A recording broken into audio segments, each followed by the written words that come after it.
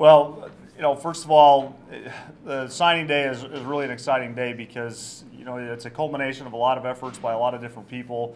It's really not possible unless you have everybody working in full force together at all times. And so, first off, our staff did a fantastic job. I mean, we've hired a number of new coaches over just the past 6 weeks or so, and so getting them acclimated into recruiting here at Minot State and what we have to do together to put together a class can be really challenging. And so getting everybody on the same page required a lot of hours, a lot of efforts on all parts, and so our staff did a great job. I think also just our support staff at Minot State. I mean, we had people on the back end doing things for us all the time that don't always get the credit that they deserve, particularly with what, like say, Steve Swenson does for us to evaluate transcripts, determine if these kids are ready to go, to get on campus. I mean, all that stuff that happens on the back end is really neat. And then when you are able to see the kids on the videos online and see their highlights and everything that they're all about, that's an exciting deal too. And so Mike Linnell and his staff putting all that together, and Josh Sandy putting that all together so we can promote our signing class. There's a lot of great kids in our class, a lot of great football players, so we're thrilled to have them. Last year when we signed our class, the goal for us really was to get as many linemen as we could possibly get because we were just so short up front, both sides of the ball, offensively and defensively. So we boosted our numbers there. We feel much better about where we're at in that regard now. Also last season, heading into recruiting, we had a number of seniors at both receiver and in the secondary. And so we knew we weren't going to be able to sign many kids there because we just simply didn't have any spots available. So one of the big priorities for us going into this year's class then was to get receivers, to get DBs, in particular, just try to get as many kids that can run as you possibly can because the more speed you have on the field, the better chance you have to be successful. So we had some specific things we were looking for in that regard. And then in short, just trying to find the best guys for Minot State. I'm really proud of these players that have signed and committed to be here because, when you make a decision like that, you have to really weigh that out with your family, your coaches. I mean, and all these other factors. Is the right school? Is it the right fit? Right academic program? Will I fit in there? There's a lot of questions that have to be answered. And so these kids believe in what we're doing here at Minot State, not only with football, but in the university as a whole. So again, I'm really proud of the kids. Excited as heck to coach them, and as excited as heck to have them a part of our program. So all in all, it's been a great day for us as coaches. We got in early in the morning at 6 a.m. and just waited for those first scholarship letters to come in. We've been kind of going at it all day long, just waiting, whether it be a fax machine. I guess that's kind of the old school way now, is a fax machine. But the kids sent in there, whether through email or take a picture of the letter of intent or whatever it is. We just have been kind of waiting all day long for those things. And again, the kids have come through. They believe in the school, and as I said, we're really excited to have them here at the university. So with that, open for any questions you might have. Coach, do you feel this was a successful recruiting class? Did you get players that you were hoping to get? Yeah, it was. I mean, we had a number of kids that were on campus, did everything we could to show them what the university can do for them, which is significant. And we have a lot of kids that now have signed that believe in what we're doing, believe in what we're all about. As I had mentioned, we really needed to get some speed and some skill because we had so many graduating seniors at the receiver position, the secondary position, and so we were able to address that. And that was a big thing because I felt like if we couldn't address that now, we would have been in a lot of trouble next season trying to even just practice because you just don't have enough bodies out there, at the skill positions to have a real good practice. So we signed a lot of great kids that are going to fit in and be great players for us. So that was those two particular positions helped that class, but we got kids kind of at every position: O-line, D-line, quarterback, linebacker, running back, all the different positions. We've signed kids that have filled some needs that we were looking to fill. So again, yeah, we feel really happy about this class. And then from now, I know today's signing day, but are you expecting to receive, a few more in the coming week or so? Yeah, and we've still got a couple we're waiting on today, and over these next few days, we'll get a few more, I'm sure. Sometimes, with recruiting, today's the big day. I mean, this is when everybody can sign, but sometimes, a kid, his calendar just doesn't match like what the signing day says, and so maybe he just needs one more weekend or a few more days to think about things. And so we've got a few kids that we're still working with and recruiting.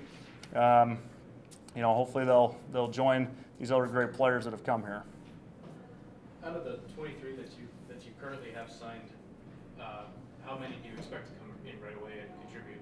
I mean, do you think a good portion of these guys can come in and compete for starting jobs right away, even as freshmen? I was talking to Coach Dell, our secondary coach, about this just a minute ago, and you kind of have your class, and you feel like, okay, this is a kid that we really targeted from the beginning, and a lot of people were recruiting him, and then you sometimes have a kid in your class that maybe was a little under-recruited, even by us, but chose to come here. And sometimes that kid that just comes in with a chip on his shoulder because he wasn't recruited heavily, maybe we just didn't see it, or maybe somebody else didn't see it, and they come in and play right away. So to that question, generally we're going to need some kids to come in and play early. We've talked to all our the recruits about that, be ready to go. Which ones do? That we'll see that as kind of the spring and summer develop, and then we'll get into fall camp. But there's some kids that are going to need to, and we've talked to them about that. You're going to have a shot, so be ready to go. You mentioned that skilled positions were a priority. I see a particular number of wide receivers. Was that a particular position group that you wanted to bolster? Right.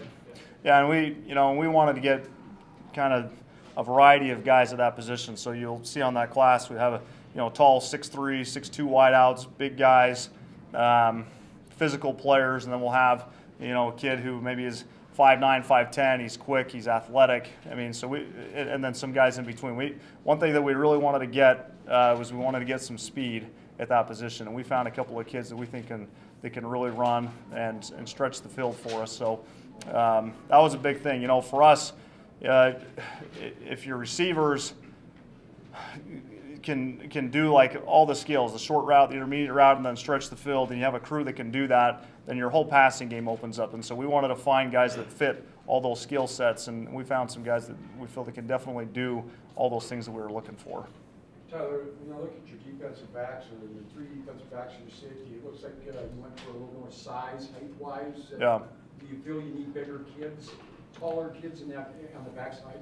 Well, there's a lot of great players out there, but you got to recruit to what you want to do system-wise. So for us, I mean, we're a man coverage team, and we play a lot of 8-man box defense against the run. So for us, we have to have big physical players to do that. So say, for example, last year our two corners, Randall Barber and Mo Talley, who had started for us, they're both 6'1", 6'2" kids, and because of that, they allowed us to do a lot of things in terms of man coverage. So when we were looking for defensive backs this year, that's what we were looking for, is tall guys with great arm length that were physical, and all those kids really fit that. So I just know that's much harder for a receiver to get open when you've got a 6'2" guy with long arms in front of you. It's much harder to create space, harder for the quarterback to throw the ball against that. So that's our system, how we want to play, and so those kids fit what we were looking for. I also see that on this list, only 2 are coming in as juniors. You brought in a lot more freshmen. Was that a priority as well, bringing kids in that are going to be here for all 4 years of their education? Yeah, it was. I mean, we wanted to get as many high school kids in here as we possibly could so we could develop them from the start to the finish.